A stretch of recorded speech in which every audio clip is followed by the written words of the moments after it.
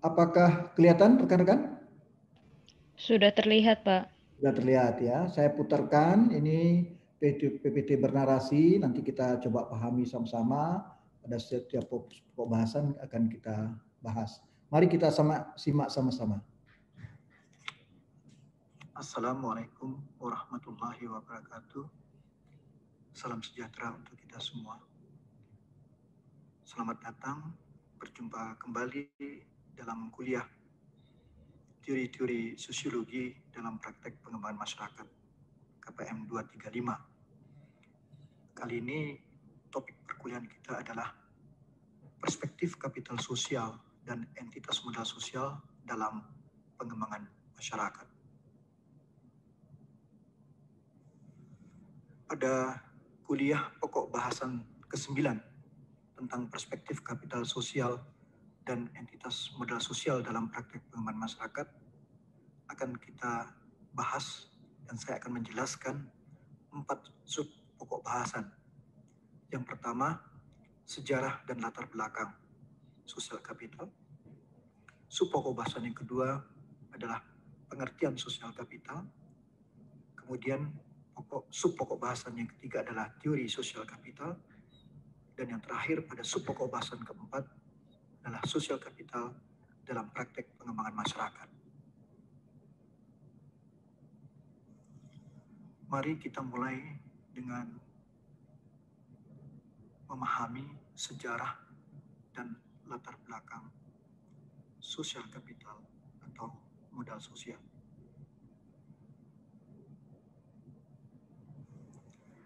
Secara historis, sosial kapital sebenarnya pada abad ke-18 sampai dengan ke-19 sudah pernah dikemukakan dengan berbagai istilah yang berbeda.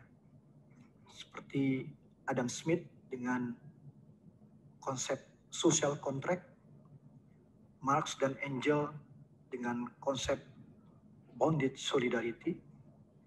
Kemudian pada awal abad ke-20, Lida Jackson-Hanifan memperkenalkan konsep social virtue, altruism, sampai dengan social cohesivity.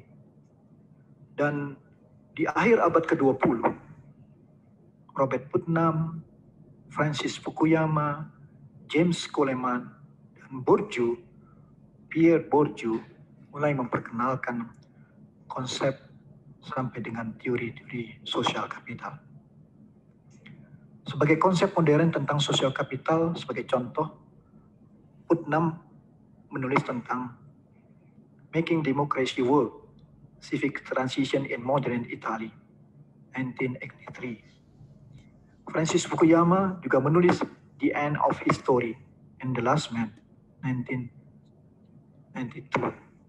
Trust, the Social Virtue and the Creation of Prosperity, 1995. Social Capital and Development, 2002.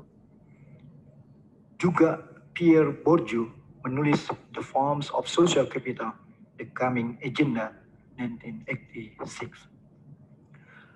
Secara institusional, konsep dan teori-teori sosial kapital, khususnya pada pertengahan tahun 90-an, dikembangkan oleh World Bank dalam World Bank Social Capital and Civil Society Working Group dengan tokoh-tokoh terkenal, di antaranya sudah disebutkan tadi, Putnam, Bourdieu, dan Dipa Narayan. Mereka mengembangkan teori sosial kapital sebagai basis peningkatan pertumbuhan ekonomi dan pengembangan demokrasi, juga membangun kelembagaan lokal dan partisipasi dalam jaringan sosial dan asosiasi.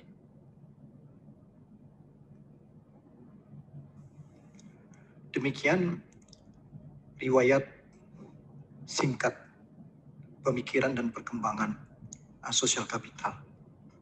Akan tetapi sebenarnya motif munculnya konsep-konsep dan teori-teori sampai dikembangkannya strategi-strategi untuk pembangunan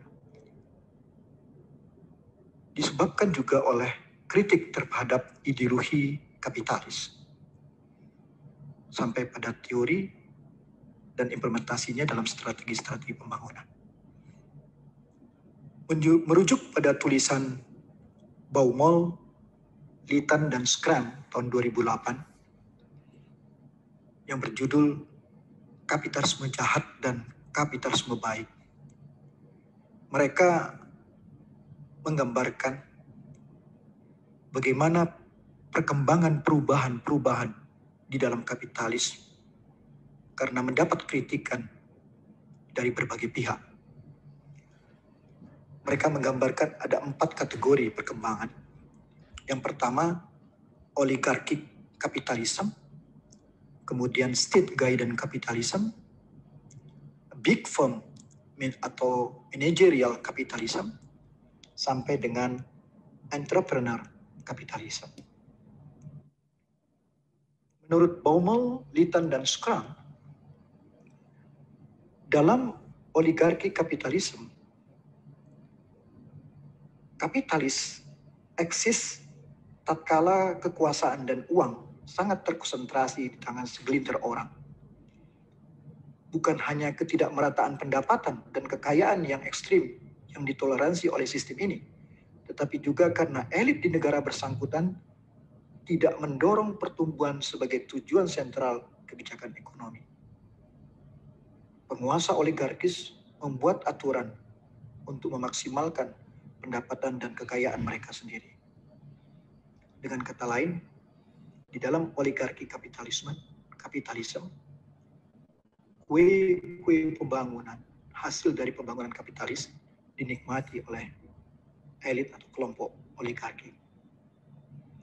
Kemudian berkembang menjadi state guidance capitalism. Di dalam state guidance capitalism, sama masih menempatkan pertumbuhan sebagai tujuan sentral. Tetapi pencapaiannya dilakukan dengan mengistimewakan perusahaan dan industri tertentu.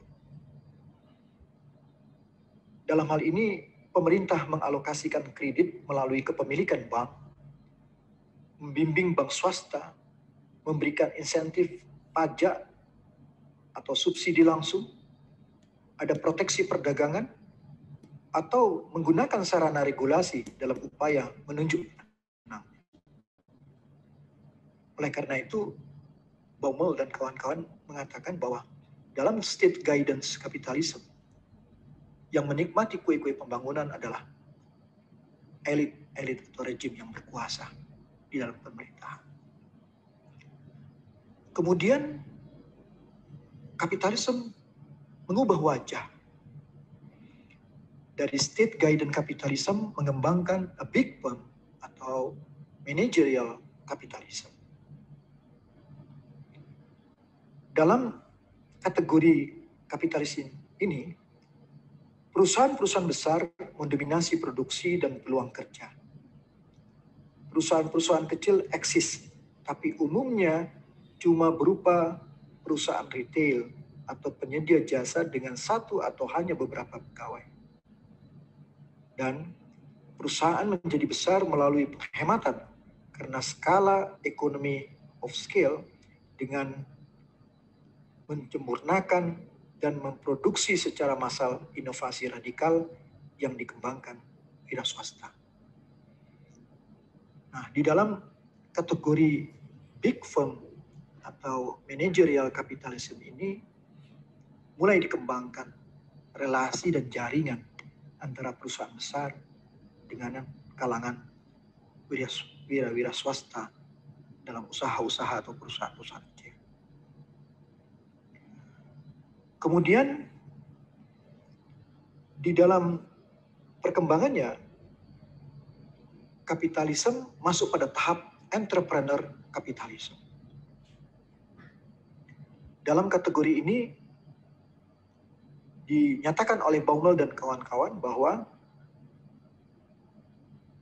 entrepreneur lahir dari perusahaan-perusahaan yang secara historis telah memasarkan inovasi radikal yang terus mendorong production possibility frontier.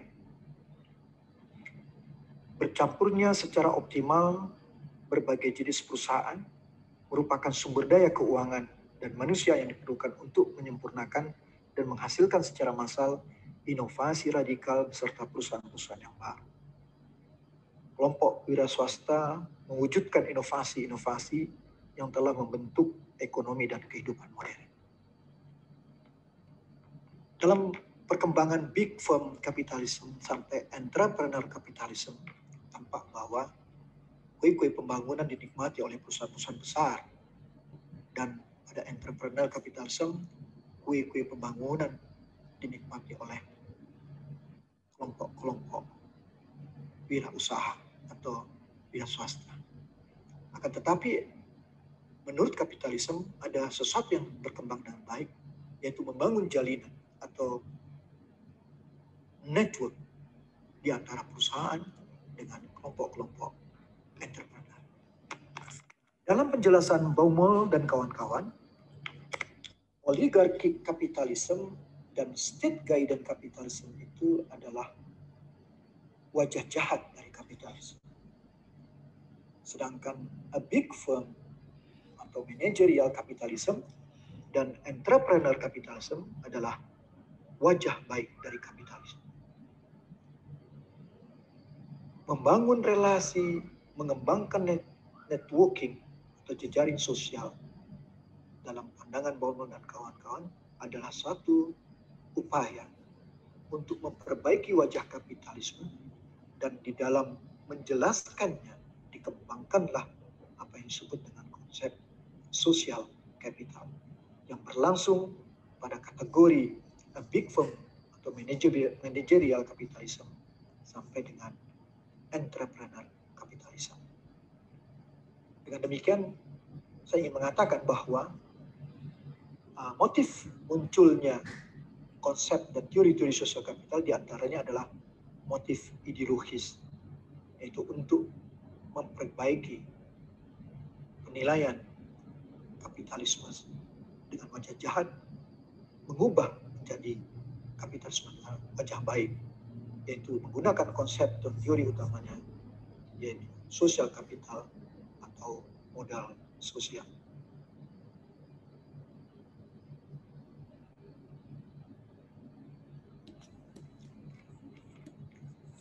Dari penjelasan tadi, kita bisa memahami bahwa kapital sosial dari namanya sendiri adalah bagian dari kapitalisme. Oleh karena itu, diperlukan argumentasi untuk lebih tepat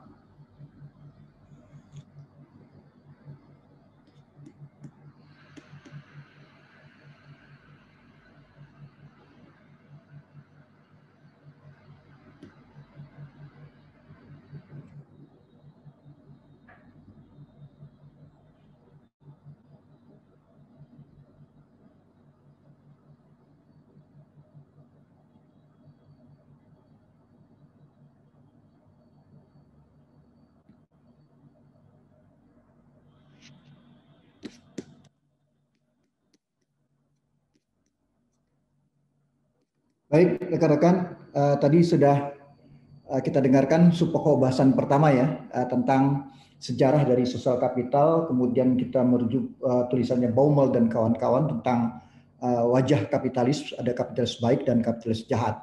Jadi kalau Anda tadi melihat bagaimana perkembangan dari Adam Smith sampai sekarang ya tentang sosial kapital, kemudian yang kedua bisa juga kita membahas bagaimana salah satu motivasi munculnya konsep sosial kapital adalah ketika kapitalisme itu dikritik. Jadi tolong diingat, sosial kapital itu kapstoknya tetap kapitalisme.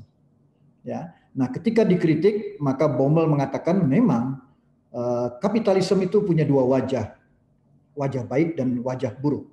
Nah, wajah buruknya itu digambarkan dengan yang pertama tadi adalah oligarchic capitalism dan state guidance capitalism. Kalau oligarki kapitalisme, kue-kue pembangunan itu dinikmati oleh suatu pemerintahan yang berkuasa, kerajaan dan sebagainya, itu dicontohkan oleh Baumol. Yang paling pas adalah seperti sekarang ini adalah negara-negara di Teluk ya, seperti Qatar, ya, Abu Dhabi dan sebagainya. Itu bukan negara demokrasi, tapi bagaimana pertumbuhan ekonomi sosial kapitalnya bagus. Tapi hanya dilimaki oleh rejim yang berkuasa. Sedangkan state guided capitalism itu memang hanya dikuasai oleh elit-elit pemerintahan, dan dicontohkan yang ideal ketika itu adalah Indonesia di zaman Orde Baru. Ketika pemimpin Soeharto itu contoh state guidance, dan bisa kita lihat dampaknya sampai sekarang. Bagaimana keluarga-keluarga pemerintah yang menguasai pemerintahan itu menguasai bisnis ya, sampai sekarang juga masih terlihat sisa-sisanya. Dua yang terakhir, apa yang disebut dengan a big firm capitalism dan entrepreneur capitalism, itu adalah wajah baik. Big firm dan bagaimana kue pembangunan dinikmati oleh perusahaan besar, kemudian entrepreneur capitalism, kue-kue pembangunan dinikmati oleh kalangan wirausahawan, tapi mereka mampu menciptakan lapangan kerja, menciptakan kesempatan berusaha dan bekerja sama dengan berbagai pihak. Sehingga inilah yang menjadi dasar munculnya apa konsep di dalam social capital tentang networking, yang di dalam social capital itu menjadi satu fokus ya, dan ini menggambarkan salah satu motivasi munculnya social capital. Ada pertanyaan rekan-rekan? Ya, kita lihat ya. Jadi tetap saya ingin mengatakan dalam konteks historis social capital itu kapstoknya, rujukannya tetap pada kapitalisme. Ya, itu yang harus kita perhatikan.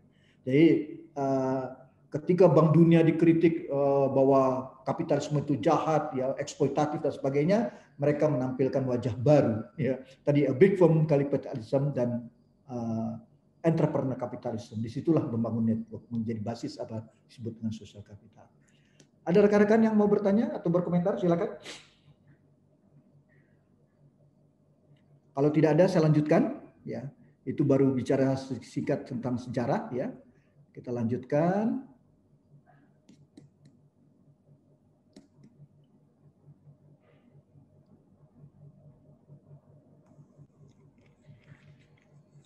Dari penjelasan tadi, kita bisa memahami bahwa kapital sosial dari namanya sendiri adalah bagian dari kapitalisme.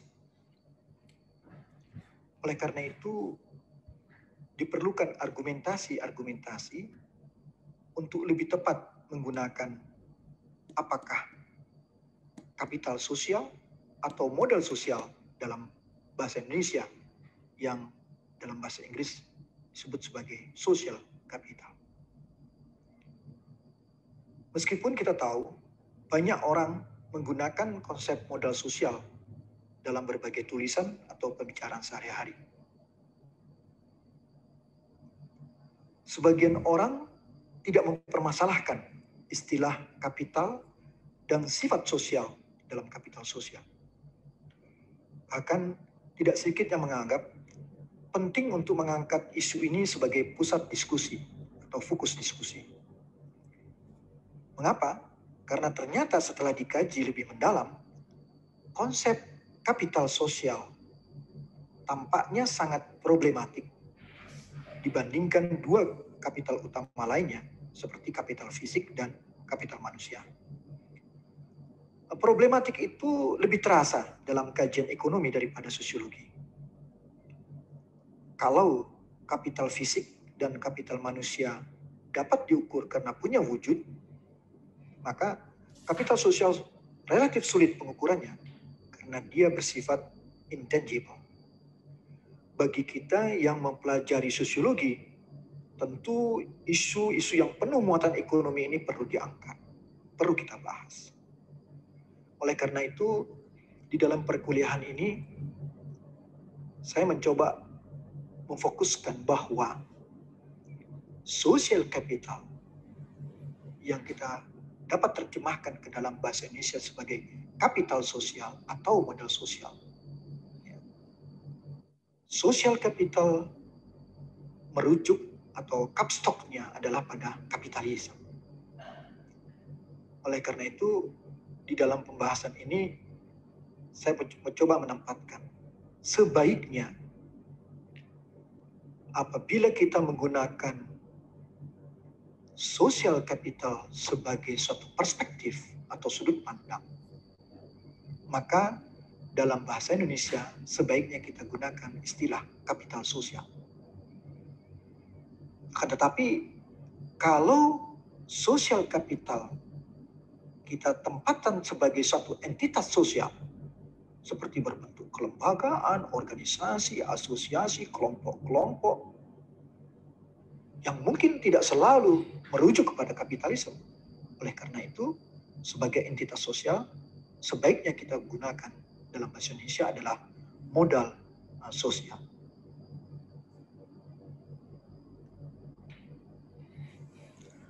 Baiklah, sekarang kita masuk pada sub pokok bahasan yang pertama tentang pengertian kapital dan modal sosial. Menghimpun dari berbagai sumber, pengertian sosial kapital atau modal sosial ada yang mengartikan bahwa modal sosial adalah kumpulan nilai-nilai yang sifatnya informal dan secara spontan terbagi dalam kelompok yang sangat memungkinkan terjadinya interaksi dan kerjasama di antaranya, sehingga bisa memaksimalkan sumber daya yang dimilikinya. Pengertian lain, modal sosial merupakan investasi sosial yang meliputi sumber daya sosial seperti jaringan, kepercayaan, nilai dan norma, serta kekuatan menggerakkan dalam struktur hubungan sosial untuk mencapai tujuan individual atau kelompok secara efisien dan efektif dengan kapital-kapital lainnya.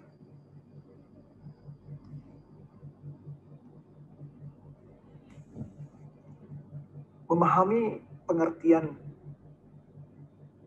kapital sosial atau modal sosial dengan merujuk kepada pendapat beberapa ahli seperti Bourdieu menjelaskan bahwa modal sosial merupakan jumlah sumber daya yang sifatnya tersirat, yang mana hal tersebut dapat berkembang pada diri seseorang individu atau kelompok melampaui kemampuan untuk memiliki jaringan serta pengetahuan. Kemudian Coleman menjelaskan bahwa modal sosial adalah sesuatu yang bukan entitas tunggal, melainkan entitas yang bersifat majemuk yang mengandung dua faktor, yaitu faktor modal sosial dapat mencakup beberapa aspek dalam arti struktur sosial, dan modal sosial dapat memfasilitasi beberapa tindakan dari pelaku dalam struktur sosial tersebut. Dan Robert Putnam menjelaskan bahwa modal sosial merupakan corak kehidupan sosial yang berupa jaringan sosial, norma serta kepercayaan untuk bertindak secara bersama demi tujuan yang hendak dicapai.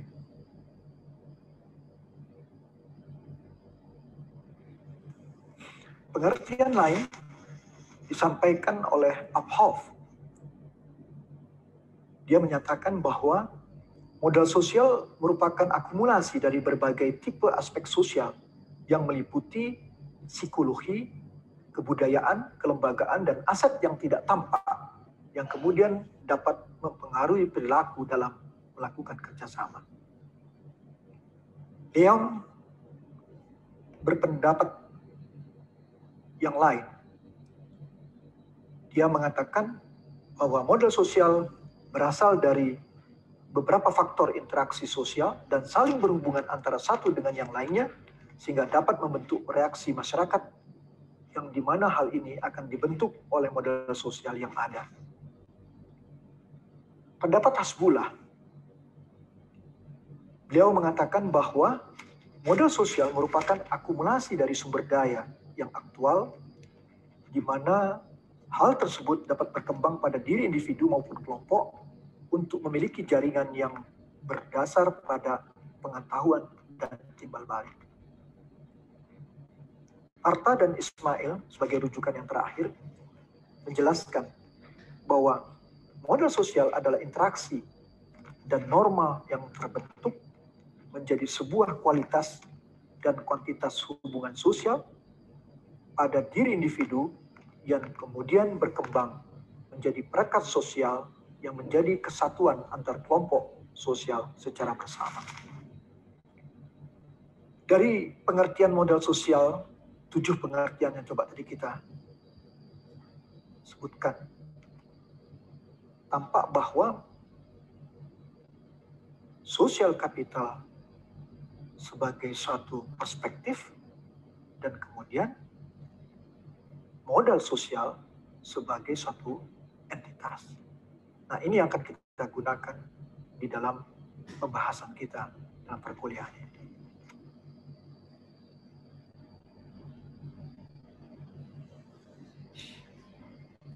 Dari berbagai literatur yang ditelaah, ada kesepakatan yang disebut dengan Three Great Names and Social Capital, yang merupakan tokoh-tokoh secara fundamental menjelaskan konsep dan teori social capital. Pertama Bourdieu, kemudian Coleman, dan Putnam. Bourdieu di dalam tulisannya pada tahun 1986 menjelaskan bahwa kapital sosial berlangsung dalam persaingan antara individu dan dalam struktur sosial suatu masyarakat atau komunitas. Baginya modal dibagi dalam 3 dimensi. Ada modal kultural, modal ekonomi, dan modal sosial.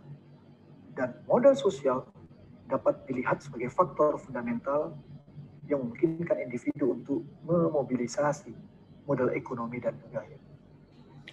Kemudian Coleman dalam tulisannya pada tahun 1988 menjelaskan, tidak seperti modal fisik dan modal manusia, modal sosial mencakup sistem hubungan antar aktor, mengungkapkan perbedaan antara modal fisik, modal sosial, dan modal manusia.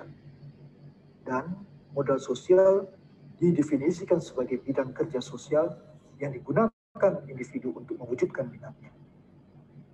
Berbeda dari Bourdieu dan Coleman, Putnam dalam tulisannya pada tahun 1993 menjelaskan bahwa modal sosial sebagai karakteristik organisasi sosial seperti kepercayaan, norma sosial, dan jaringan yang memungkinkan para aktor untuk bertindak bersama dan aktif untuk memberikan tujuan bersama. Baginya modal sosial sangat penting dalam tindakan kolektif, dan modal sosial sebagai kepercayaan, jaringan, dan norma yang memfasilitasi kerjasama yang saling menguntungkan.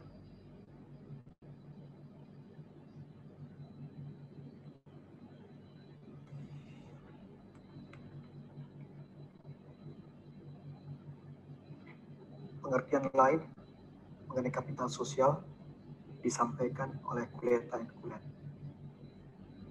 Menurut mereka, kapital sosial adalah suatu sistem yang mengacu kepada atau hasil dari organisasi sosial dan ekonomi seperti pandangan umum, worldview, kepercayaan, trust, pertukaran timbal balik, reciprocity, pertukaran ekonomi dan informasi, informational and economic exchange, kelompok-kelompok formal dan informal, formal and informal groups, serta asosiasi-asosiasi yang melengkapi kapital-kapital lainnya, seperti kapital fisik, manusiawi, dan budaya, sehingga memudahkan terjadinya tindakan kolektif, pertumbuhan ekonomi, dan pembangunan.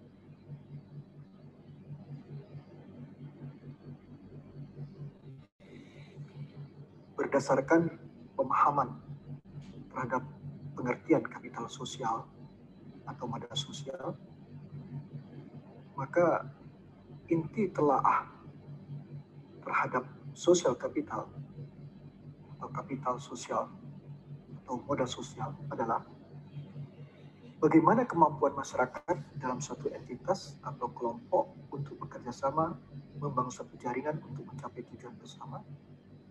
Dan kerjasama itu diwarnai oleh suatu pola interrelasi yang timbal balik dan saling menguntungkan dan dibangun di atas kepercayaan yang ditopang oleh norma-norma dan nilai-nilai sosial yang positif dan kuat.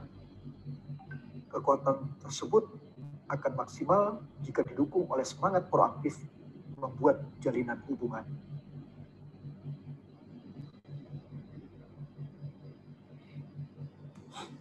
Berdasarkan inti telaah modal sosial tersebut, maka maka dapat diidentifikasi unsur-unsur pokok modal sosial atau kapital sosial.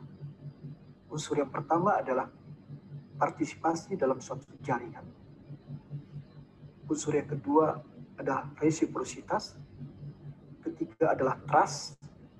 Keempat adalah norma sosial. Kelima adalah nilai-nilai atau values. Dan yang terakhir adalah tindakan yang proaktif.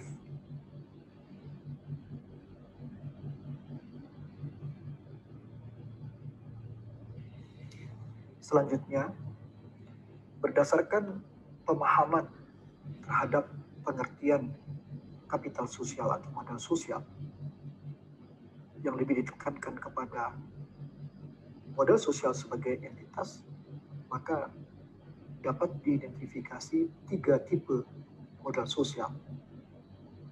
Yang pertama adalah bonding atau modal sosial terikat. Yang kedua adalah tipe bridging, modal sosial yang menjembatani. Kemudian yang ketiga adalah tipe modal sosial linking atau creating yang membangun jalinan vertikal sosial kapital. Di dalam bonding dicirikan dengan ikatan-ikatan yang terikat ketat, jejaring yang eksklusif. Berbeda dengan bridging, lebih terbuka. Kemudian di dalam bonding, pembedaan yang kuat antara orang kami dan orang luar. Di dalam bonding hanya ada satu alternatif jawaban. Ciri lain, sulit menerima arus perubahan. Kurang akomodatif terhadap pihak luar dan mengutamakan kepentingan kelompoknya. Dan mengutamakan solidaritas kelompok. Sedangkan dalam tipe bridging yang bersifat terbuka, memiliki jejaring yang lebih fleksibel dan toleran, memungkinkan untuk memiliki banyak alternatif jawaban dan penyelesaian masalah, bersifat akomodatif untuk menerima perubahan, cenderung memiliki sifat yang altruistik dan humanistik serta universal.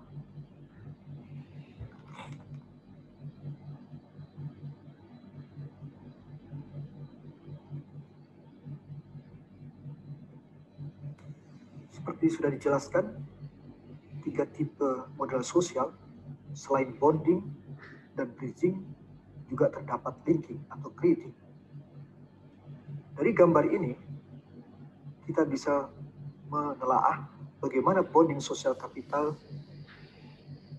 dalam network seperti digambarkan network A.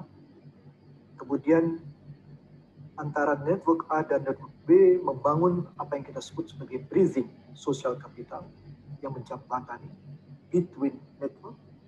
Dan yang ketiga adalah linking sosial kapital yang melintasi secara vertikal.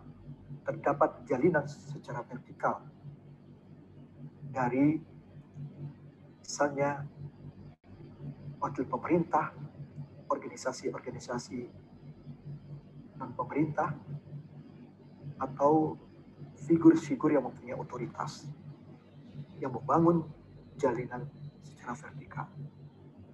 Sebagai contoh, ketika kita menghadapi wabah COVID-19,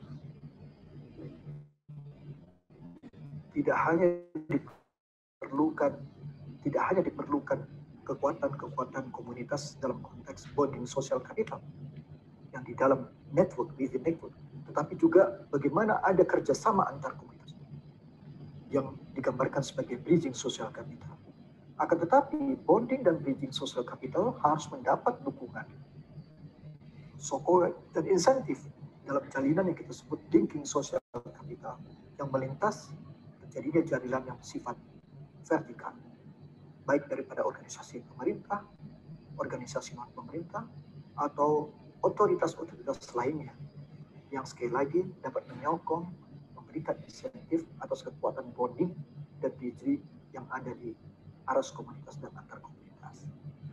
Demikian pula kalau kita melihat di dalam strategi pembangunan Indonesia, khususnya pembangunan pedesaan, kalau kita lihat pada Undang-Undang Nomor 6 tahun 2014, pendekatan pembangunan pedesaan kita didekati dengan dua cara, yaitu membangun apa yang disebut dengan desa membangun dan membangun desa. Desa membangun itu lebih pas didekati dengan bagaimana memperkuat bonding sosial kapital di dalam komunitas. Sedangkan kerjasama antar desa yang digambarkan dalam pendekatan membangun desa itu adalah membangun bridging sosial kapital, kerjasama antar desa. Nah, kedua itu pembangunan yang disebut dengan desa membangun dan membangun desa adalah suatu upaya bahwa membangun desa ingin mengakselerasi pembangunan di komunitas desa yang kalau dalam konteks sosial kapital kita perhatikan sebagai kata atau bonding sosial kapital. Mengakselerasi pembangunan itu dilakukan dengan bagaimana peran-peran pemerintah pusat dan pemerintah daerah di dalam konteks membangun desa yang disebut sebagai kawasan pedesaan.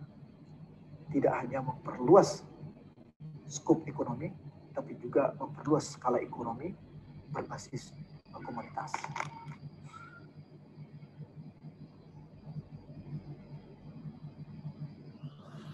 Kini kita sampai pada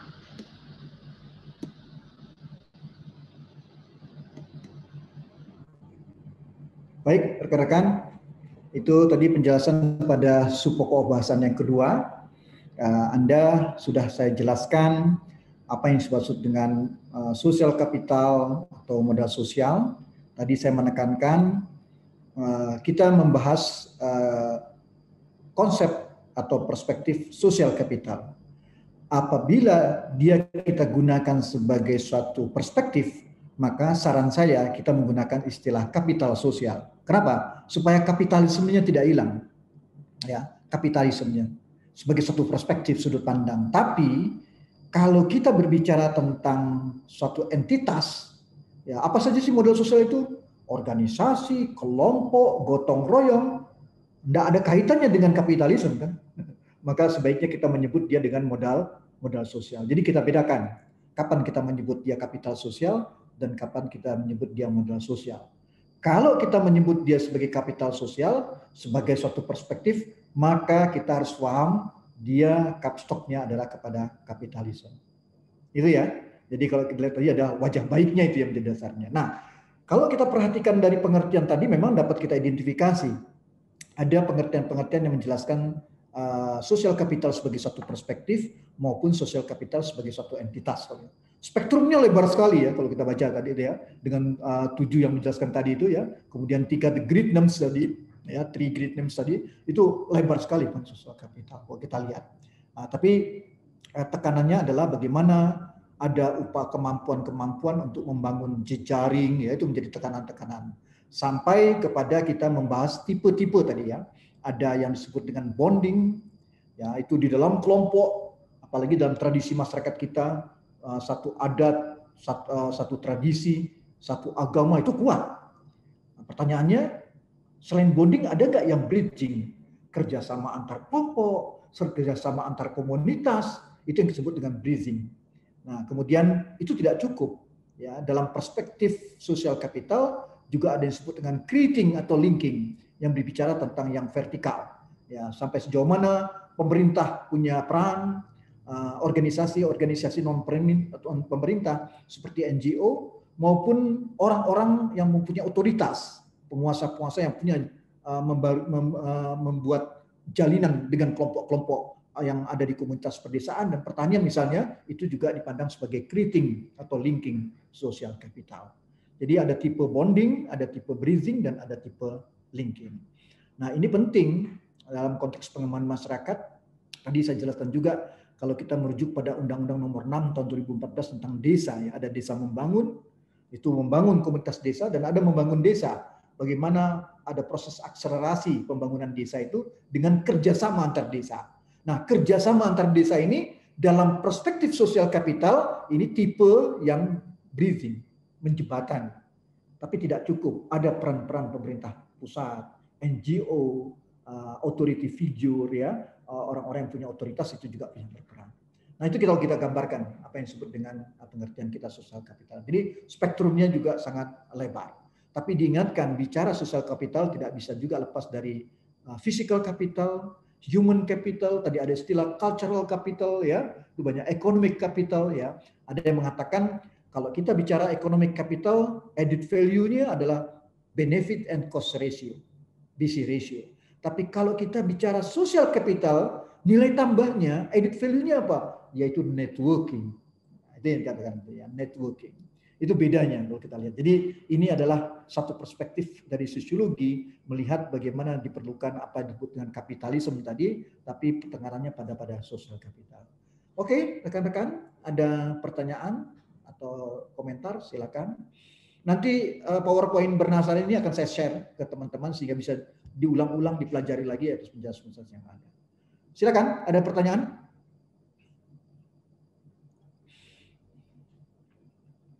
Sekarang saya bertanya ini. Ada Yofian ya, Yofian Renat. Yofian. Ya, Pak. Ya, Pak. Kalau menurut Anda ya, di Indonesia itu dari 3 tipe tadi, bonding, bridging, dan creating, mana yang paling kuat menurut Anda, Yofian? Bonding, Pak. Bonding, itu yang paling kuat ya, bonding. Yang paling lemah kita di mana? Bridging kayaknya, Pak. Ya, bridging, creating juga lemah kita ya. Ya, tapi itulah, kita punya kekuatan di bonding. Dari satu sisi bisa jadi modal, tapi di sisi lain juga jadi potensi konflik kadang-kadang ya. Kalau kita lihat itu. Ini pemahaman yang harus kita perhatikan. Jadi karena keragaman dari Sabang sampai Merauke, dari Miangas sampai Rote, nah kita lihat bonding ini begitu kuat di masyarakat kita.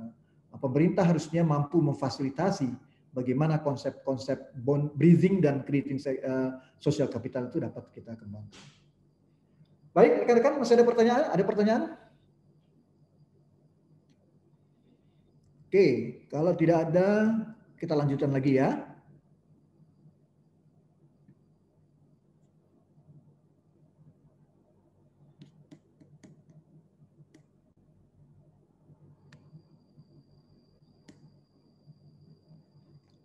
Terlihat ya?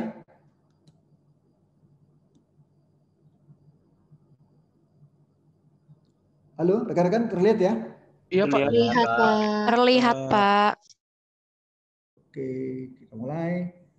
Kini kita sampai pada sub pokok bahasan yang ketiga tentang teori kapital sosial atau modal sosial. Sebelum kita membahas tentang teori kapital sosial, perlu digambarkan suatu ilustrasi yang menekankan bahwa social capital atau kapital sosial atau modal sosial adalah suatu hubungan sosial sebagai sumber daya. Ada pandangan dari hasil penelitian menunjukkan bahwa sementara berbagai studi menyatakan arti penting jaringan hubungan dalam riset tentang pekerjaan, namun studi lain ternyata membuktikan perlu adanya pembaharuan kembali atas jaringan-jaringan tersebut, khususnya dalam masyarakat modern. Hal itu digambarkan dalam suatu ilustrasi. Sebagai contoh, ketika kita memiliki sebuah buku alamat yang berarti kita percaya kepada kawan-kawan yang dapat memberikan semacam jasa kepada kita, misalnya mengenal seorang anak atau putra direktur sebuah perusahaan besar, berarti kita bisa memperoleh sebuah tempat untuk aktivitas dengan mudah karena kita memiliki kawan atau quote and quote sekutu dalam hubungan tersebut. Ini sama halnya dengan sumber daya yang di mata sejumlah ekonom dan sosiolog bisa dianggap sebagai modal. Karena modal ini tercakup dalam suatu jaringan hubungan, maka dikualifikasikan sebagai berasal dari sosial. Mobilisasi dan apa saja yang diberikan kepada seorang individu yang berharap dapat menggapai tujuannya tidak tergantung kepada individu itu sendiri. Namun, memiliki hubungan saja tidak cukup untuk dijadikan modal. Yang lebih penting adalah bahwa hubungan itu harus bisa dimobilisasi. Agar seorang pelaku bisa mencapai tujuan dengan cara meminta bantuan kepada salah satu atau beberapa anggota dalam jaringannya, maka tentu saja harus dipastikan bahwa orang yang dimintai bantuan itu memang menguasai sumber-sumber yang dibutuhkan, dan yang lebih penting lagi adalah bahwa mereka ini juga siap untuk mengulurkan bantuan. Sumber-sumber daya yang dikuasai oleh setiap orang mungkin berfungsi untuk merealisasikan tujuan individual maupun kolektif. Maka modal sosial ini memungkinkan dihasilkannya kemakmuran bagi individu. Seperti ketika seorang membantu salah seorang temannya dalam mendapatkan pekerjaan. Modal ini juga memungkinkan orang untuk menghasilkan kekayaan kolektif yang memberi keuntungan kepada suatu kelompok yang berpartisipasi dalam menghasilkan kekayaan tersebut secara personal maupun tidak. Sebagaimana ketika jaringan keanggotaan suatu asosiasi memungkinkan mereka untuk memperoleh fasilitas secara lebih mudah dalam rangka mengembangkan aktivitas mereka.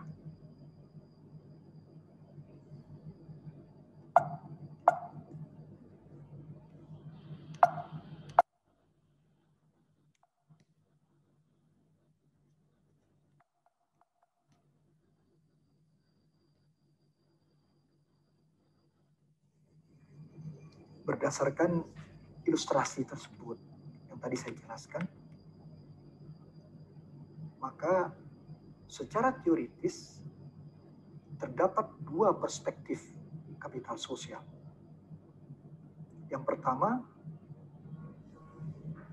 modal sosial dari perspektif pelaku atau actors perspektif yang diformulasikan oleh Bourdieu, yang melihat modal sosial berisi sumber daya di mana pelaku individu dapat menggunakannya karena kepemilikannya terhadap jaringan secara eksklusif atau disebut sebagai exclusive networks.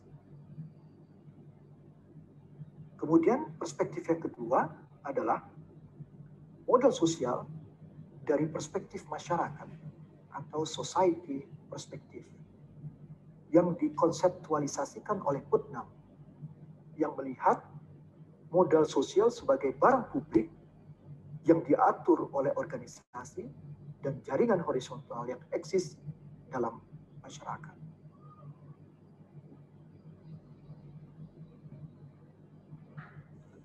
Menurut Putnam, modal sosial dan ruang publik adalah jalinan dan jaringan kerjasama sosial yang semakin berfungsi jika terdapat ruang publik yang menjamin terjadinya interaksi sosial dan dialog antar warga maupun antara warga dengan aparat pelayanan publik untuk merumuskan secara bersama-sama pelayanan publik yang diharapkan warga.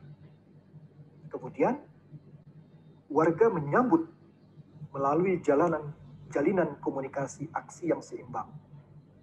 Elemen model sosial inilah yang bersambut dengan apa yang disebut oleh Habermas sebagai public sphere atau ruang publik dan deliberative public policy atau kebijakan publik yang dikonsultasikan kepada publik.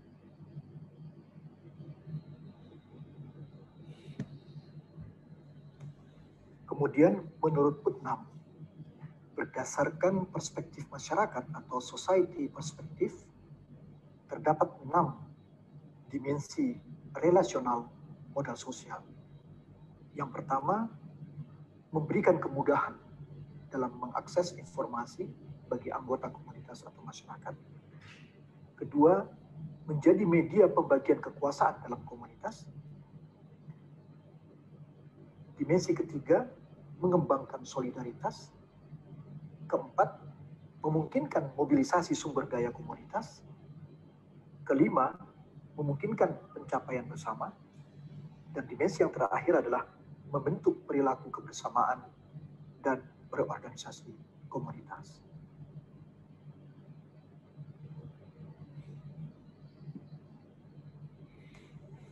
Selain Bourdieu dengan aktor perspektifnya dan Putnam dengan society perspektifnya, ada tokoh-tokoh lain yang juga memberikan pengaruh di dalam perkembangan teori sosial kapital. Maaf, Pak. Sebagai contoh, Pak, maaf, PPT-nya tidak bergerak, Pak. Kenapa? seorang sosiolog PPT-nya tidak bergerak, Pak. Oke, saya coba ulangi lagi ya.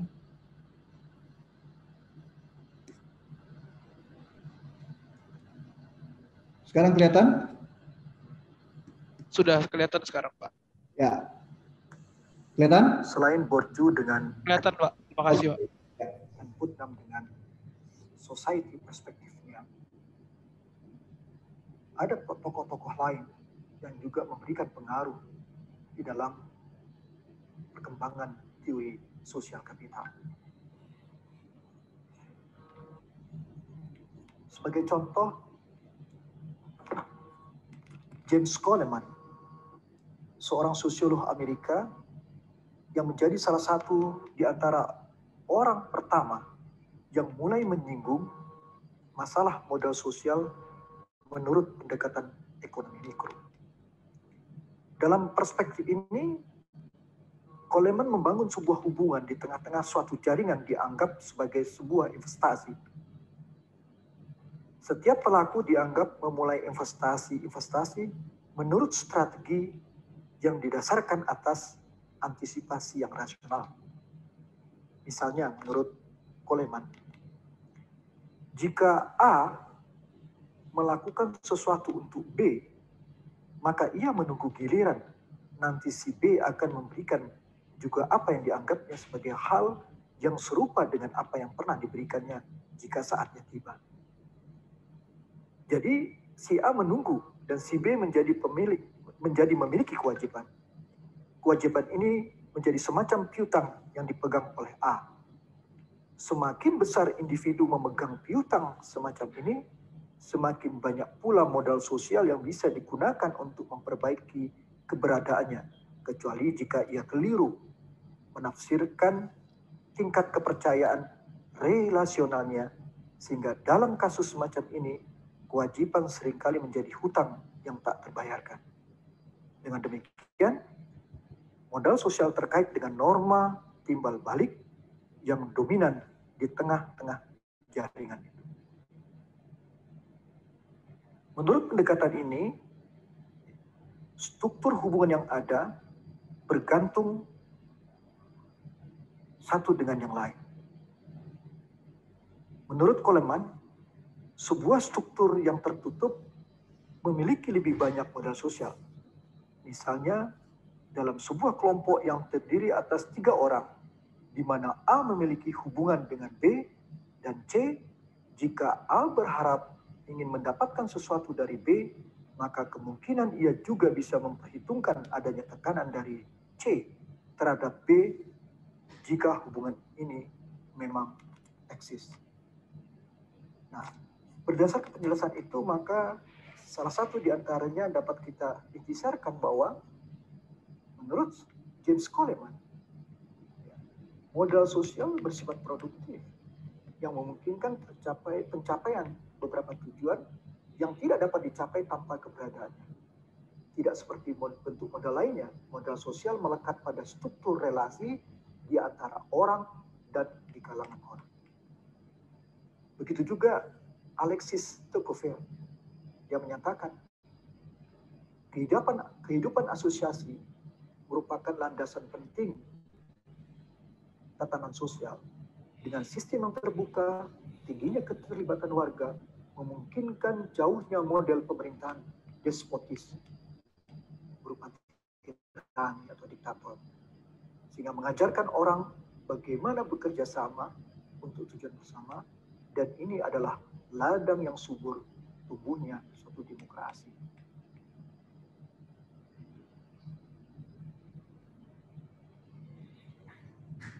Dari penjelasan tadi dapat disimpulkan bahwa modal sosial tidak hanya bergantung pada sejumlah kotak yang kita miliki, namun bergantung juga pada posisi yang ditempati seseorang dalam jaringan relasi.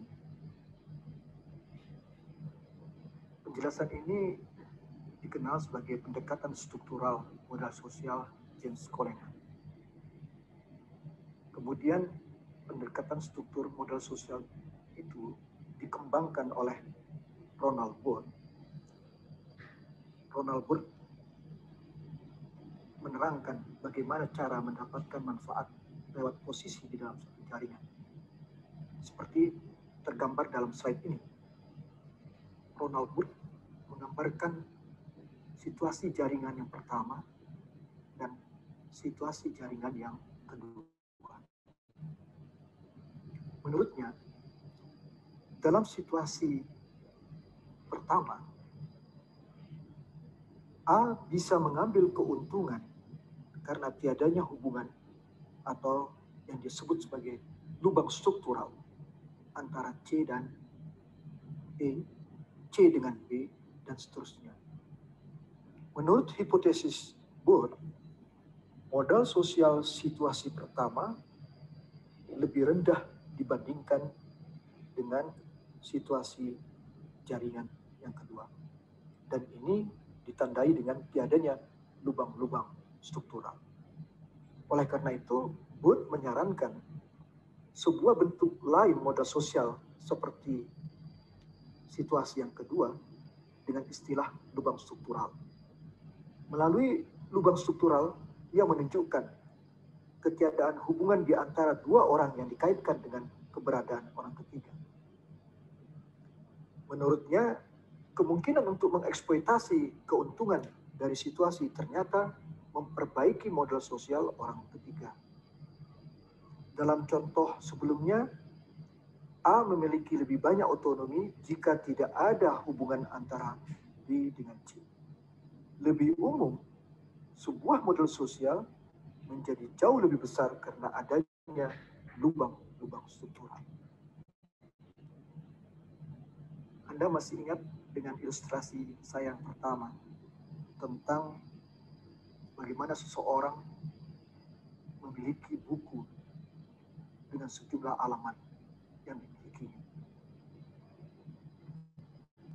Dengan penjelasan bertadi, maka kaitannya dengan buku alamat tadi adalah bagaimanapun bentuknya sebuah struktur yang mendukung kepercayaan atau posisi sebagai artikulator dalam suatu jaringan relasi kadang-kadang lebih baik dibandingkan buku yang berisi sekumpulan alamat yang kita miliki. Meskipun di dalam buku itu alamatnya lengkap. Dari penjelasan ini dan dari ilustrasi yang saya gambarkan, termasuk juga dari observasi-observasi yang telah dilakukan, mengantarkan kita pada pembedaan antara dua jenis analisis. Analisis yang pertama terkonsentrasi pada tataran individual atau aktor. Dalam analisis ini, orang mempertanyakan sumber-sumber yang disetujui seseorang individu dan bisa dimobilisasi berkat jaringan. Sedangkan pada jenis analisis yang kedua, terletak pada tataran kolektif atau tindakan bersama. Dalam perspektif ini, modal sosial terkait dengan beberapa sumber, di antaranya kepercayaan, hubungan timbal balik atau pertukaran dan jaringan yang mudah diberikan oleh komunitas kepada para anggota. Sumber-sumber ini dianggap mampu memfasilitasi tindakan kolektif, bahkan juga kinerja ekonomi. Dalam penjelasan terakhir ini, kita terikat pada pemahaman bagaimana modal sosial memfasilitasi produksi kekayaan kolektif sebagaimana halnya dalam demokrasi atau industrialisasi.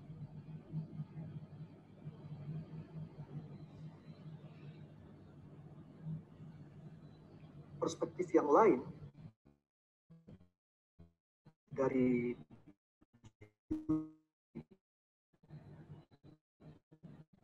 kapital sosial, apa yang dipaparkan oleh Kuleta dengan studi yang mereka lakukan di beberapa negara, yang antaranya Kamboja, Rwanda, Guatemala, dan Somalia, yang ditulis dalam sebuah buku yang berjudul Violent Conflict and the Transformation of Social Capital. Kuleta dan Kulen mencoba menghubungkan antara modal sosial dan social cohesion. Di dalam perspektifnya, dia menjelaskan social cohesion, the integration of vertical linking and horizontal breathing social capital. Pada slide ini, saya tunjukkan bagaimana Kuleta dan Kulen menjelaskan integrasi antara horizontal social capital dari bonding yang digambarkan dengan ikatan-ikatan kinship, religious dan ethnic base, sampai kepada yang menjembatani atau bridging yang disebut sebagai cross cutting ties sebagai suatu horizontal social capital. Di dalam gambar ini ditunjukkan bagaimana mengintegrasikan horizontal social capital dan vertical social capital. Di dalam vertical social capital, Kulen dan Kuleta menggambarkan bagaimana hubungan antara negara dan pasar terhadap komunitas dan individu. Apakah hubungan semakin kuat atau hubungan semakin panjang? Nah, di dalam kuadran antara horizontal social capital dan vertical social capital, Kulen dan Kuleta mengatakan, apabila pola-pola relasi di dalam suatu masyarakat cenderung yang berkembang adalah cross-cutting ties atau bridging, menjembatani, dan pola-pola relasi antara negara dan pasar, state and market, dengan community dan individu itu relatif kuat, maka Kulen dan Kuleta menggambarkan bahwa masyarakat itu bisa digambarkan sebagai suatu masyarakat dengan tipologi high social cohesion, low conflict, yang diindikasikan dengan inclusion,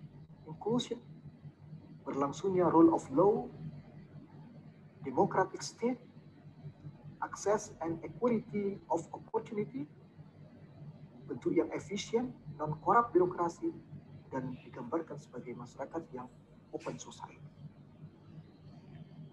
Sebaliknya, menurut Kulen dan Kuleta, apabila pola-pola relasi, hubungan sosial dalam suatu masyarakat cenderung pada bonding, kuatnya ikatan kinship kekerabatan berbasis religius dan ethnic base berbasis etnisitas, maka dalam kuadran ini digambarkan pada sisi kiri atau negatif dari horizontal social capital. diintegrasikan dengan vertikal social capital yang menggambarkan bahwa hubungan state dan market terhadap komunitas dan individual yang begitu lemah. Maka masyarakat ini oleh Kulen dan Koleta ditipologikan sebagai masyarakat yang low social cohesion, high conflict, exclusive, oppressive, authoritarian state, inequity and inequality, corrupt, inefficiency, birokrasi, dan masyarakat dijadikan sebagai masyarakat yang closed society. Dari perspektif social cohesion yang merupakan integrasi antara vertical linking dan horizontal bridging social capital, kita dapat menggunakan perspektif ini untuk menganalisis suatu komunitas ataupun suatu masyarakat.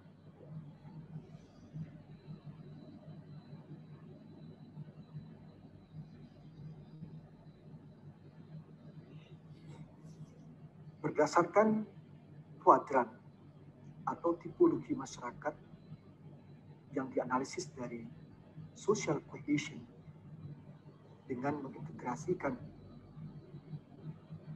horizontal social capital dan vertical social capital, kemudian Koleta dan Kulen mencoba merumuskan 4 dimensi kapital sosial. Pada dimensi yang horizontal digambarkan apa yang disebut dengan integration atau integrasi, yaitu ikatan-ikatan berdasarkan kekerabatan, etik, dan agama. Itu yang kita sebut dengan bonding. Kemudian di dalam horizontal social capital ada yang disebut dengan linkage atau pertalian. Ikatan dengan komunitas lain di luar komunitas berupa jejaring dan asosiasi-asosiasi yang bersifat kewargaan, civic association, yang menembus perbedaan kekerabatan, etnik, dan agama. Yang tadi kita sebut sebagai bridging. Dua yang pertama ini adalah dimensi-dimensi pada horizontal social capital. Sedangkan yang vertikal itu digambarkan pada dimensi apa yang disebut dengan organizational integrity atau integritas organisasional. Keefektifan dan kemampuan institusi negara untuk menjalankan fungsinya, termasuk menciptakan kepastian hukum dan menegakkan peraturan. Dengan bahasa yang sederhana sebenarnya adalah sampai sejauh mana negara dan pasar mampu menciptakan ruang bagi partisipasi individu dan komunitas. Yang keempat adalah dimensi sinergi atau sinergi, yaitu relasi antara pemimpin dan institusi pemerintahan dengan komunitas atau state community relation. Pada dimensi ini menjadi penting adalah variabel leadership atau kepemimpinan, di mana relasi antara pemimpin di aras makro dengan pemimpin di aras mikro. Dua dimensi yang terakhir ini dikategorikan sebagai vertical social capital. Ini adalah satu perspektif yang dapat kita gunakan untuk menganalisis bagaimana kohesi sosial yang terjadi di dalam suatu masyarakat. Dengan perspektif ini dapat kita gunakan sebagai tools untuk menganalisis bagaimana kohesi sosial yang terjadi dalam suatu masyarakat atau komunitas. Sebagai contoh, dalam satu wilayah, kabupaten atau provinsi, mungkin dapat kita petakan bagaimana komunitas-komunitas tersebut. Apakah dia termasuk pada kuadran yang pertama atau kuadran-kuadran yang lainnya di dalam perspektif social cohesion, di integration, social, horizontal social capital, dan vertical social capital.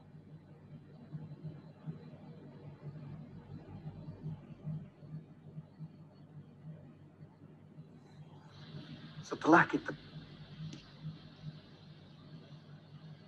Oke, rekan-rekan, itu tadi saya sudah menjelaskan ya dua teori ya, perspektif sosial kapital.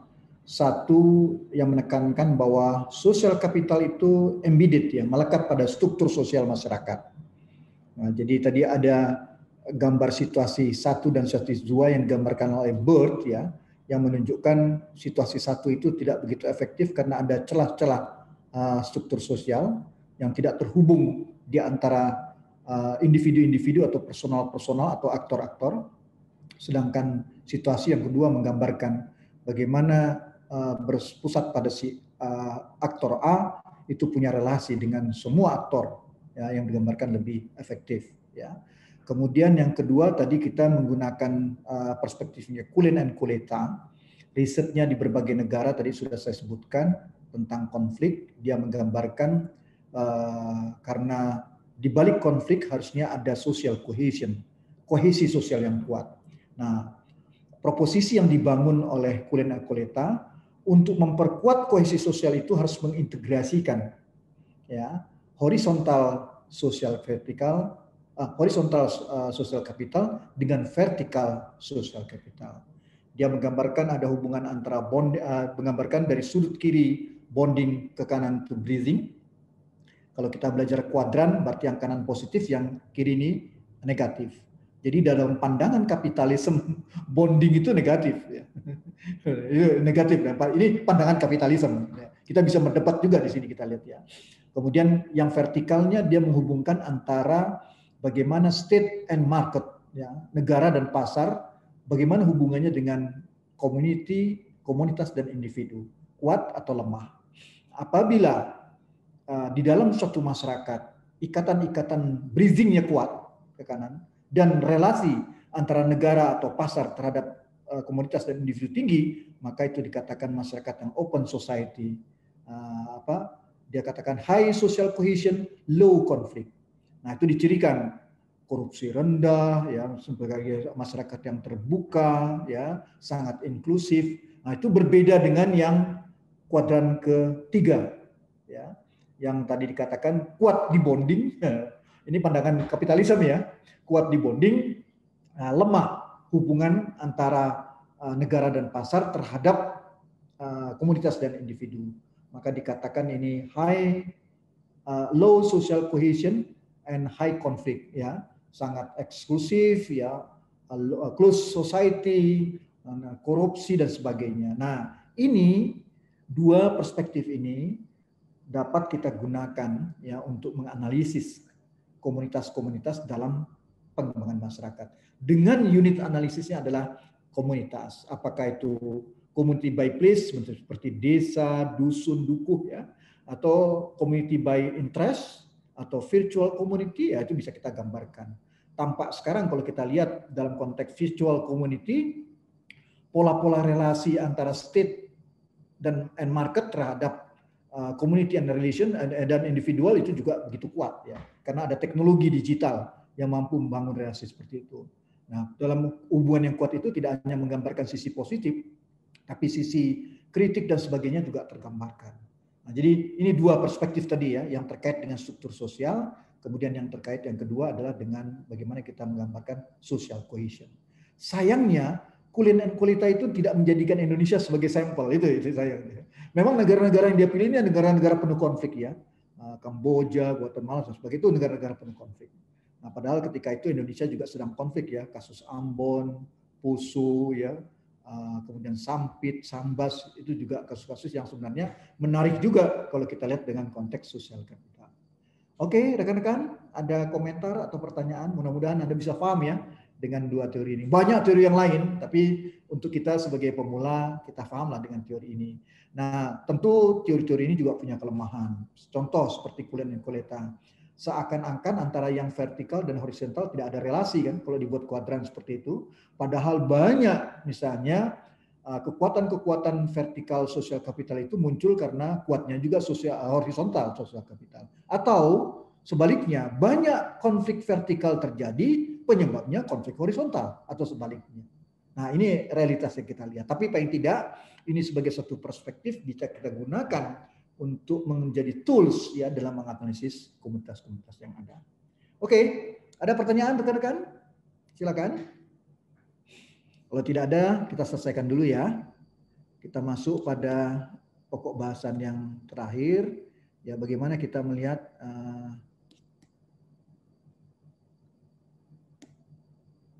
kelihatan rekan-rekan? Setelah kita Kelihatan, Pak. Kelihatan, Pak.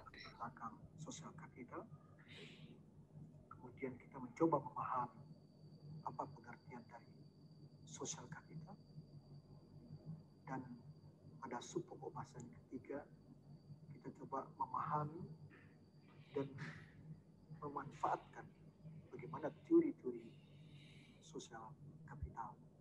Sampailah kita pada sub pokok bahasan yang terakhir, yaitu sub pokok bahasan yang keempat, yakni kapital atau modal sosial dalam praktek pengembangan masyarakat.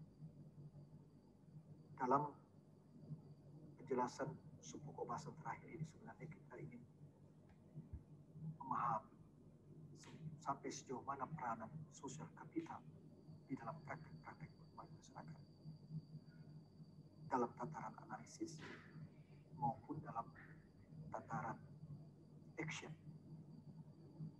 dalam proses-proses atau aksi-aksi pengembangan masyarakat.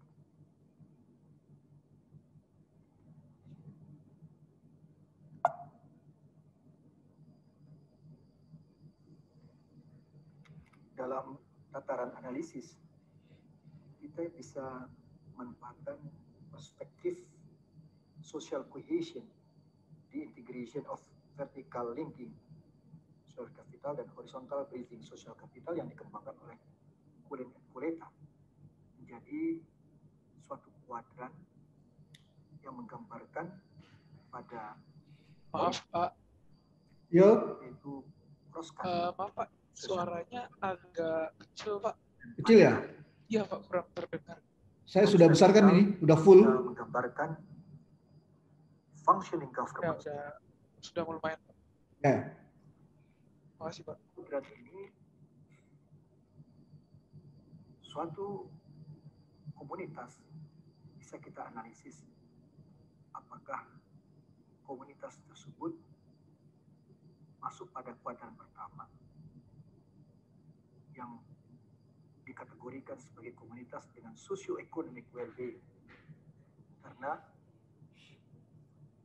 functional government dinilai tinggi dan cross-cutting ties of social groups, contohnya seperti bridging juga tinggi.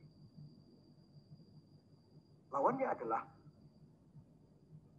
ketika terjadi dysfunctional government dan cross-cutting ties of social groups dalam masyarakat itu rendah, maka dikategorikan masyarakat itu dengan konflik. Akan tetapi secara konseptual mungkin terdapat juga suatu masyarakat yang digambarkan dengan functional government yang tinggi, tetapi cross-cutting ties of social group-nya rendah. Maka komunitas ini dikategorikan sebagai latent konflik. Dan di kuadran keempat, ada suatu komunitas yang dicirikan dysfunctional government, tetapi cross-cutting ties of social group-nya tinggi, maka dikategorikan sebagai coping. Artinya banyak peran-peran pemerintah diambil oleh atau dilakukan oleh masyarakat. Nah, dari kuadran ini kita bisa menggunakan beberapa variabel, baik untuk sumbu horizontal maupun untuk sumbu vertikal. Sebagai contoh, misalnya di sumbu vertikal kita bisa gunakan konflik vertikal sebagai variabel. Sedangkan di horizontal kita menggunakan konflik horizontal. Bagaimana frekuensi konflik dan eskalasi konflik itu bisa kita ukur dan kita analisis, sehingga memungkinkan misalnya di dalam suatu kabupaten atau provinsi ada sejumlah puluhan, mungkin ratusan desa. Dengan kuadran ini kita bisa membuat di Puluhi berapa banyak komunitas desa yang dikategorikan socio-economic well-being, berapa banyak yang dikategorikan sebagai komunitas desa penuh dengan konflik, kemudian kategori laten konflik dan konflik. Dalam konteks pengembangan masyarakat, apabila kita mampu menganalisis komunitas-komunitas desa dengan kuadran ini, maka berdasarkan kuadran ini, pemerintah dan stakeholder yang lain juga bisa merumuskan suatu kebijakan, strategi, program sampai action. Bagaimana semua desa diharapkan menjadi socio-economic well-being. Kalau itu yang ingin dicapai, maka tentu ada kebijakan, strategi, program, dan aksi-aksi yang berbeda dari komunitas-komunitas desa yang laten konflik dan yang konflik dan coping akan berbeda strategi, kebijakan, program, dan aksi untuk mencapai socio-economic well-being. Ini adalah satu contoh bagaimana kita membuat Puluhi berdasarkan perspektif social cohesion yang digambarkan oleh Kulen dan Kuleta, kita turunkan menjadi kuadran antara functioning government dan dysfunctional government sebagai suku vertikalnya, atau kita sebut sebagai suatu indikasi dari vertikal social capital, sedangkan di horizontal social capitalnya kita mengukur dari cross-cutting ties of social group. Bagaimana jalinan-jalinan yang menggambarkan jembatan antara kelompok-kelompok sosial yang ada.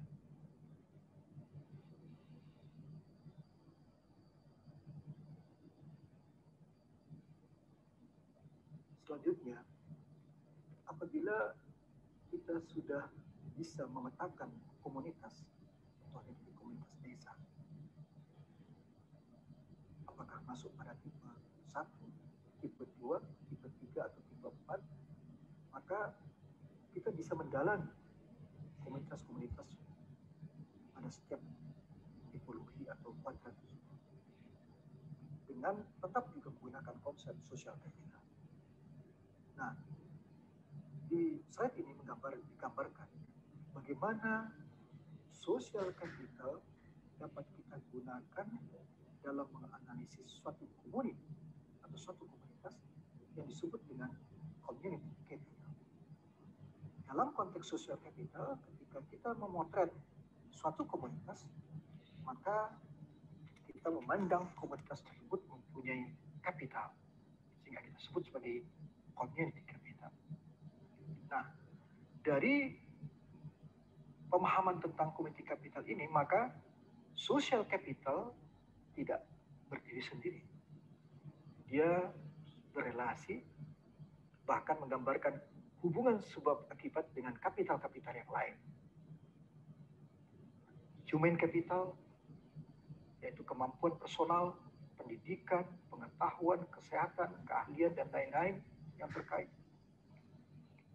Kemudian juga terkait dengan tentunya hubungan sebab akibat dengan natural capital, sinar matahari, cuaca, air, flora dan fauna, tanah dan sumber energi, serta dengan reduce economic capital, aset ekonomi, sumber daya, dan aset finansial. Jadi dengan menggunakan konsep social capital, kita dapat memotret suatu community capital dengan menggambarkan hubungan sebab akibat dengan kapital-kapital yang lain, yaitu human capital, reduce economic capital, dan natural capital. Dalam satu komunitas desa, ketika kita melihat ada suatu model sosial yang kuat di desa tersebut, contohnya seperti suatu koperasi unit desa yang di dalamnya menggambarkan ada norma-norma, resiprositas, partisipasi dalam jaringan, dan juga tergambar bagaimana proactivity dari orang-orang yang mendukung operasi tersebut sebagai modal siswa. Maka ketika kita ingin menggambarkan bagaimana gambaran yang utuh dari suatu komoditi kapital, maka kita mencoba menganalisis bagaimana hubungannya atau faktor sebab akibat antara koperasi tersebut dengan human capital, pendidikan anggotanya, pengetahuan, kesehatan, keahlian, dan hal-hal yang lain terkait. Juga kita bisa menganalisis sampai sejauh mana aset ekonomi, sumber daya, dan aset finansial yang dimiliki oleh koperasi tersebut. Produce economic capital, aset, sumber daya, dan aset itu tidak lepas dari sampai sejauh mana kapasitas dan kompetensi dari human capital di dalam komunitas tersebut. Dan dia juga tidak terlepas dari bagaimana natural capital. Ya, contoh, sebagai satu koperasi desa, bagaimana koperasi mampu meningkatkan kapasitas sumber daya manusia, meningkatkan aset karena mempunyai tanah yang subur, hasil-hasil pertanian yang baik, tidak hanya di on-farmnya, tapi juga sampai pada off-farmnya, dan itu menggambarkan bagaimana suatu community capital.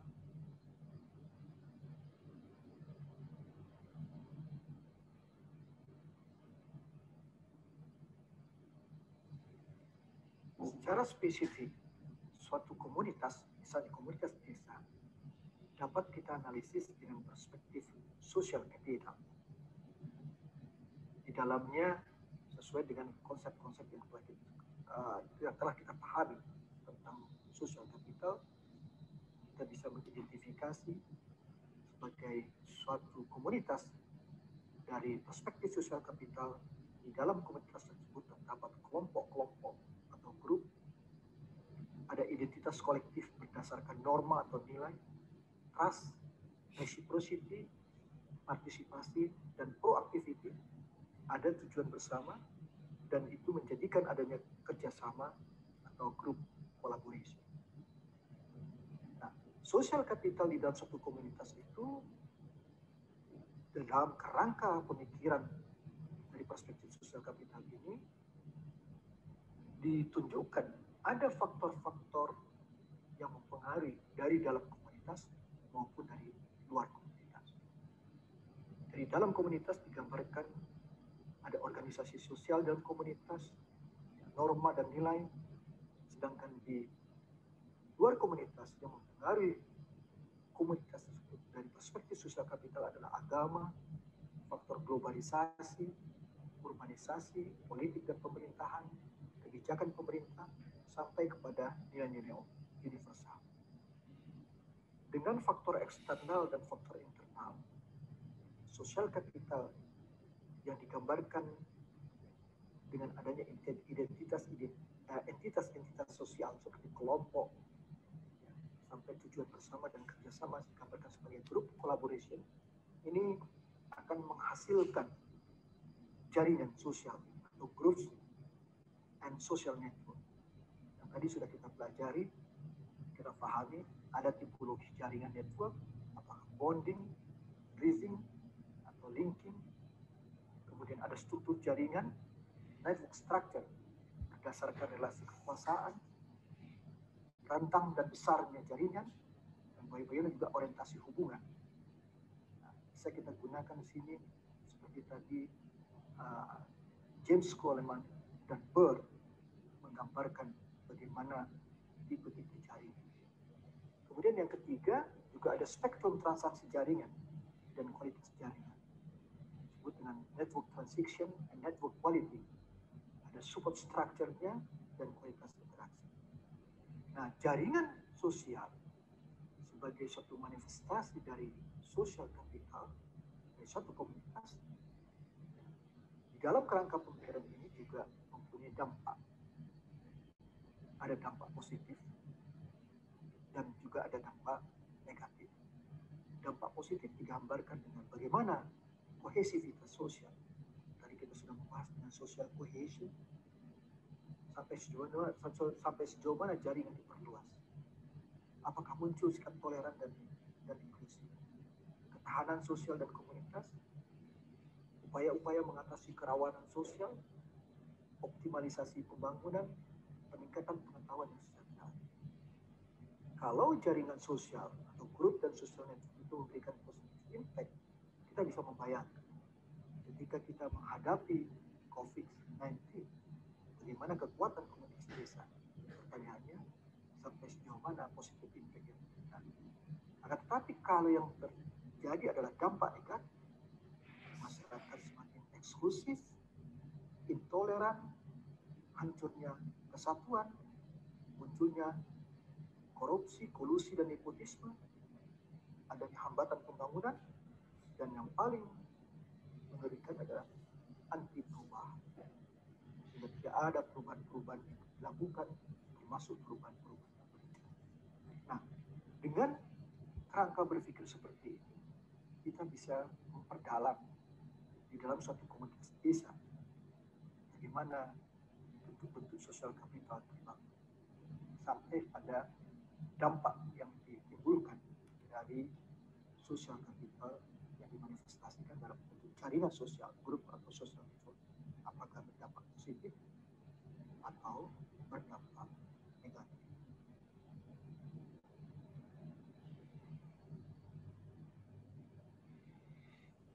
Masih dalam konteks praktek-praktek pengembangan masyarakat. Di sini kita melihat bagaimana ada upaya-upaya kerja kolaborasi untuk pemberdayaan komunitas melalui corporate social responsibility berbasis modal sosial. Bagaimana suatu komunitas masyarakat miskin dicoba diberdayakan dengan kerja-kerja kolaborasi antar 3 komponen atau stakeholder. Ada government, ada corporate, dan ada komponen university, civil society, atau NGO, non-governmental organization. Jadi ada pemerintah, ada korporasi, dan ada kalangan perguruan tinggi, termasuk civil society dan NGO, yang mencoba memecahkan atau memberdayakan komunitas dalam satu masyarakat miskin. Kerja-kerja kolaborasi ini dibangun dengan perspektif sosial kapital. Pola-pola relasi antara korporasi dengan pemerintah bisa menghasilkan apa yang kita sebut conducting financial and regulation. Demikian pula antara korporasi dengan kalangan perguruan tinggi, NGO, dan civil society itu dalam konteks social capital mampu menciptakan sampai sejauh mana mempersiapkan secara sosial masyarakat setempat. Misalnya dalam konteks corporate social responsibility yang menjadi tanggung jawab perusahaan atau corporate dibantu dengan konsultasi atau konsultan dari kalangan perguruan tinggi atau dari NGO. Demikian pula antara pemerintah dan perguruan tinggi. Sehingga ada upaya-upaya yang dapat dilakukan di dalam proses-proses korporasi, peran korporasi terhadap masyarakat miskin, yaitu dalam aspek finansial, kemudian dari kalangan perguruan tinggi dan NGO, bagaimana mempersiapkan masyarakat, dan dari pemerintah kepada masyarakat juga ada mempersiapkan pendanaan dan regulasi. Ini adalah suatu cara bagaimana kerja kolaborasi antara pemerintah, korporasi, dan civil society termasuk perguruan tinggi untuk pemberdayaan komunitas miskin melalui corporate social responsibility berbasis modal sosial. Ini adalah satu contoh bagaimana kekuatan-kekuatan modal sosial dapat digunakan khususnya dalam membangun jaringan untuk memecahkan atau menanggulangi kemiskinan pada suatu komunitas. Terakhir, dalam konteks pengembangan masyarakat, praktek-praktek pengembangan masyarakat merujuk pada tulisan Rhoda Philip dan Robert Pitt digambarkan bagaimana hubungan antara community development dan economic development, community and economic development chain. Yang menarik di sini, kedua penulis itu bisa menggambarkan bahwa proses-proses pengembangan masyarakat dan outcome dari suatu pengembangan masyarakat itu berhubungan dengan pembangunan ekonomi, baik sebagai suatu proses dan sebagai suatu outcome. Sebagai suatu proses, pengembangan masyarakat berupaya meningkatkan kapasitas, membangun kapasitas warga dalam suatu komunitas. Dari proses pengembangan masyarakat itu akan menghasilkan outcome dari suatu komunitas yang digambarkan dengan taking action, community improvement, development ready community. Yang menarik di sini adalah hubungan antara proses pengembangan masyarakat dan outcome menempatkan social capital sebagai faktor atau variabel antar. Demikian pula dalam proses pengembangan masyarakat dan proses pembangunan ekonomi yang menekankan pada menciptakan dan memaintain program-program pembangunan sampai dengan memobilisasi sumber daya, juga menempatkan social capital sebagai faktor atau variabel antar. Nah, dari proses economic development juga menghasilkan economic atau outcome economic development berupa menciptakan lapangan kerja, meningkatkan pendapatan, dan meningkatkan kesejahteraan. Di sini kita bisa melihat bahwa dalam konteks pengembangan masyarakat untuk pembangunan ekonomi dijelaskan oleh Rhoda Philip dan Friedman menjadi penting posisi dari modal sosial sebagai suatu kemampuan untuk bagi. Jadi social capital atau modal sosial menjadi media proses pengembangan masyarakat dan pembangunan ekonomi. Seperti dalam suatu komunitas bisa dikenal sebagai local economic development. Bagaimana pembangunan ekonomi lokal yang berakar pada sumber daya dan kemampuan kapasitas sumber daya yang ada di dalam komunitas tersebut. Dengan demikian, dari penjelasan pada subpokok bahasan yang keempat ini, dapat kita pahami bahwa social capital sebagai suatu perspektif atau perspektif kapital sosial bisa kita gunakan untuk menganalisis sebagai suatu tools untuk menganalisis bagaimana kita menempatkan posisi komunitas dibandingkan dengan komunitas-komunitas lain. Tadi saya contohkan dengan komunitas desa. Kemudian, social capital sebagai suatu entitas yang kita sebut dengan modal sosial juga berperan di dalam contoh yang digambarkan di dalam subpokok bahasan keempat ini adalah bagaimana modal sosial menjadi media, menjadi ruang kerja-kerja kolaborasi dalam pemberdayaan komunitas melalui aksi-aksi atau program-program corporate social responsibility yang berbasiskan kepada modal sosial untuk memberdayakan komunitas atau masyarakat miskin. Kemudian juga digambarkan dalam konteks pembangunan ekonomi, misalnya dalam pembangunan ekonomi lokal, maka erat hubungannya dengan upaya-upaya pengembangan masyarakat, baik sebagai suatu proses maupun sebagai outcome.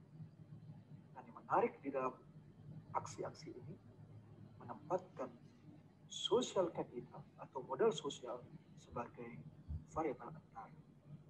Realnya modal sosial sebagai suatu media atau ruang bagaimana proses-proses pengembangan masyarakat dan pembangunan ekonomi lokal itu dapat dilakukan.